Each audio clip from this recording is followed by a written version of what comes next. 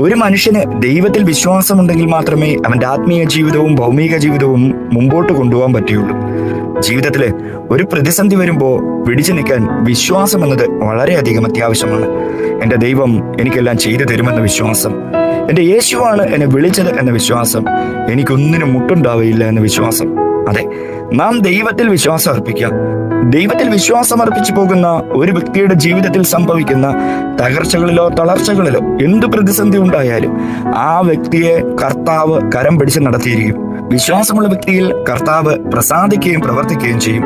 നമുക്ക് ആ കർത്താവിൽ ഉറച്ചു വിശ്വസിക്കാം. അപ്പോൾ കർത്താവിന് നമ്മോട് പ്രസാദം തോന്നും. അവിടുത്തെ കരം നമ്മെ നടത്തും. അവിടുന്ന് നമ്മെ ഉയർച്ചയിലെത്തിക്കും. അവിടുന്ന് നമ്മുടെ വിഷയങ്ങളെ അതിജീവിക്കുവാൻ ബലം തരും. കർത്താവിൽ വിശ്വസിക്കുക.